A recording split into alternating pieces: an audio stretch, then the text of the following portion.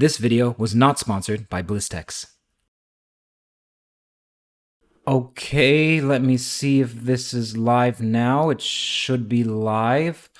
If you can see this, type some obscure 90s reference that no one's thought about in years to show that I'm down to earth and relatable, but I'm in fact an antisocial, pretentious, germophobic hermit. Okay, great. Alright, let's get to the ranking of the toes. Now, John Vervaeke. See, I don't think he uses enough specialized terminology that only 3 people understand. It's a bit too simplified for my taste. I personally like a man whose main content is like a prologue to the glossary of that content. Repeat after me, John. Not every question needs to be answered with the phrase relevance realization. On the plus side, though, at least you've given some words to Pajot and Vanderklay so that they can feel as if they're being scientific when they quote you. C. Thomas Campbell. Alright, Thomas Campbell reminds you of the guy who would hand out unwrapped fruit on Halloween.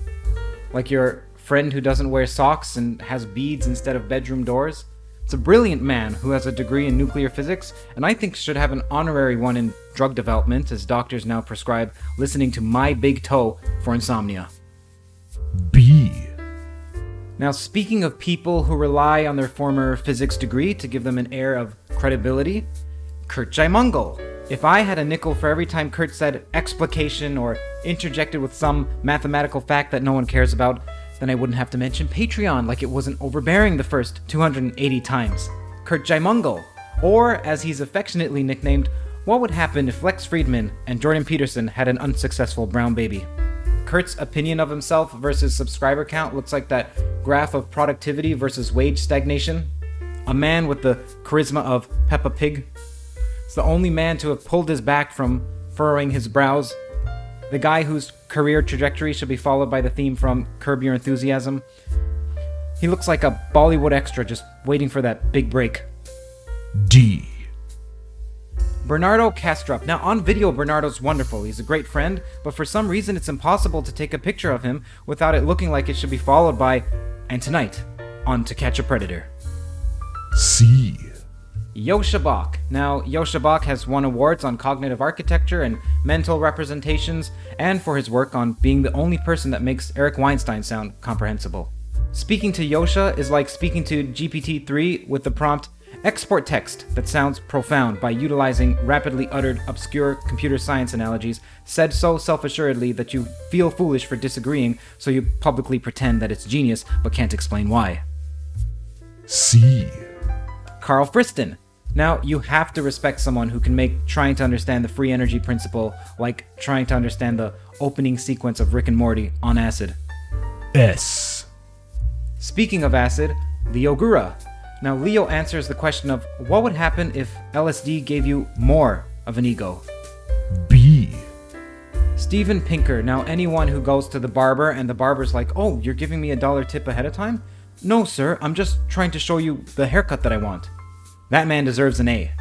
A. Linda Moulton Howe. Now, my major regret with this video was that I wasn't critical enough with her. We got along a bit too well. I didn't impudently and cringely question her credibility several times in a row.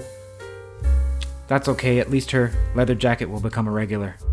C. Speaking of regulars, Noam Chomsky, the person who's been on tow more than any other guest.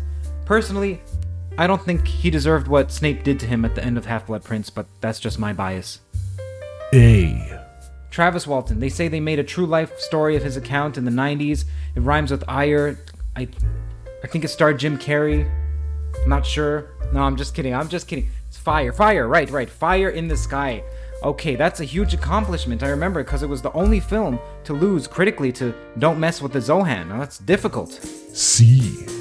Brian Keating. Now, I learned so much from Brian as a podcaster, like that it doesn't matter how many times you ask people to like and subscribe, it doesn't work. I'm just kidding, man. I'm kidding. Brian taught me that the best way to get back at the Nobel Committee is to repeatedly validate them by interviewing as many Nobel winners as possible. I'm just kidding, man. I'm kidding. You have to have a sense of humor in this podcast industry, especially when you have a face like Fred Flintstone.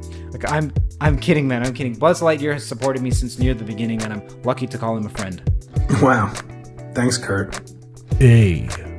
Lee Cronin. Now, Lee looks and sounds like a classy mad scientist from a B movie in the 80s where he's continually pointing out some alarming news that others aren't listening to.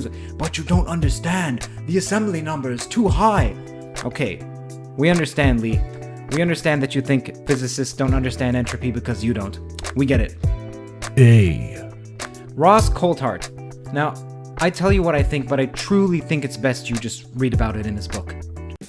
This is one of the big problems for me when I was writing my book. I've worked out ways of doing this in the course of my research for the book. A few of them have become aware that I've written a book. But if you can give it to people who haven't read the book. Actually, if he reads my book, and I write about them in the book. Said that freaked you out. There's so many interviews. I don't want to sound like I'm overly promoting my book, but I've detailed them in my book. In all seriousness, you have to respect a man who's gone from award-winning 60 Minutes journalist, dining with prime ministers, to rummaging around Tom DeLonge's basement looking for a piece of bismuth metal made from a car in 1922. Look, I'm just kidding. Ross is a dear friend. You can find Ross on YouTube, on Amazon, and on Pornhub, considering how badly he f***ed his future prospects by investigating E.T. A. Chris Langan. Now that's an S tier. The CTMU, it's a super tiertology. It syntactically includes all the other tiers. True genius. I feel my IQ increasing just looking at him. S. Now, if you want to decrease your IQ, Tom DeLonge. No, I'm just kidding. A man whose name said quickly sounds like IKEA cutlery. The difference between Tom and cutlery, at least, is that the cutlery has a point. MC Escher himself couldn't make something more contradictory than secret machines. But Tom is important because we need someone that even Richard Doty is like, that's a bit too far. C. Okay, Don Hoffman versus Yoshibok. This was like watching Daigo versus Chun-Li.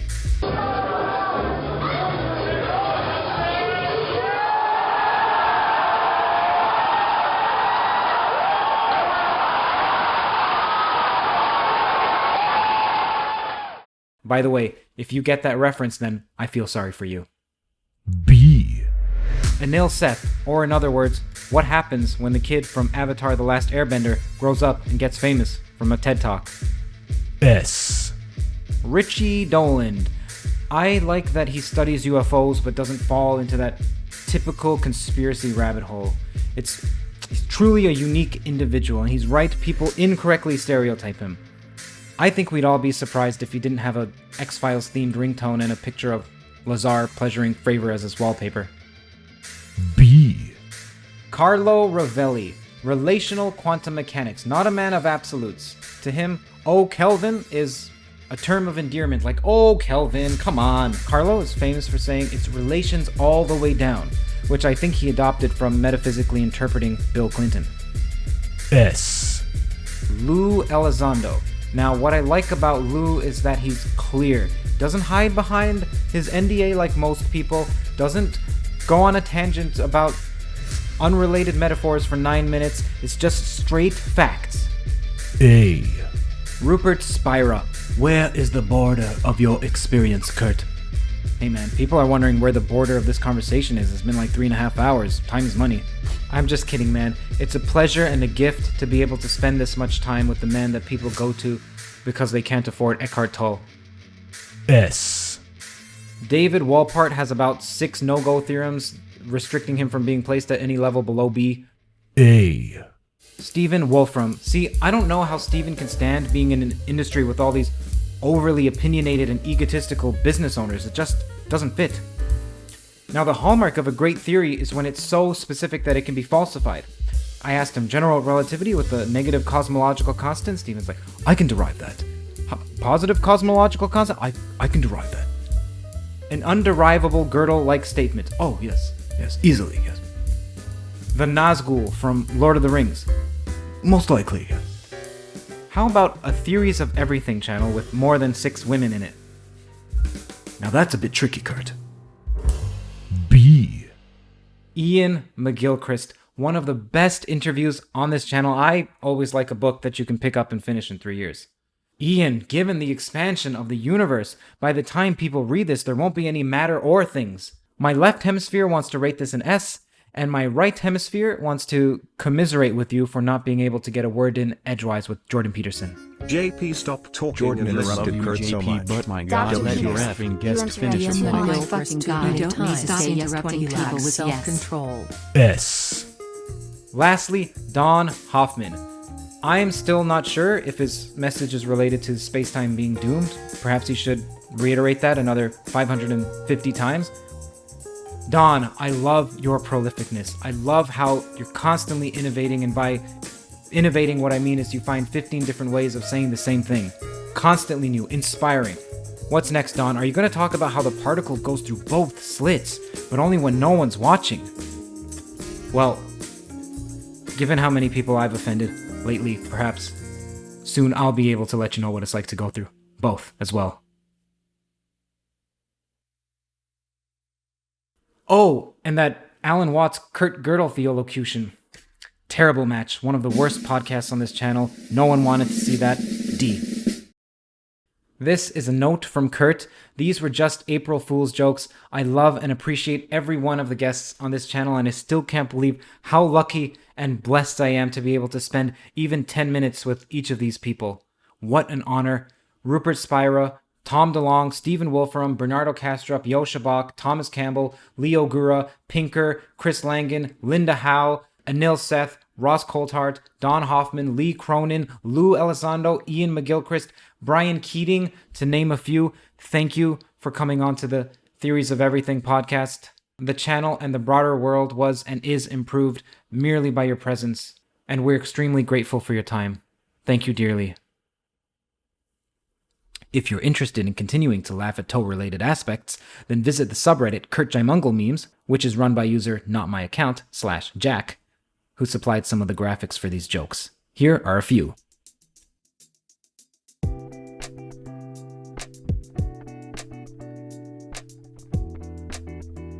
This podcast is now finished. If you'd like to hear me supplicate for another few seconds, then continue listening to my 100% not repetitive plead for donations. It's support from the patrons, aka the Splendid and Munificent, and the sponsors, aka those brave enough to invest in a channel on mathematical physics, consciousness, and God, teetering as close as you can to being Deepak Chopra without being Deepak, that allow me to do this full time. Every dollar helps tremendously. Thank you.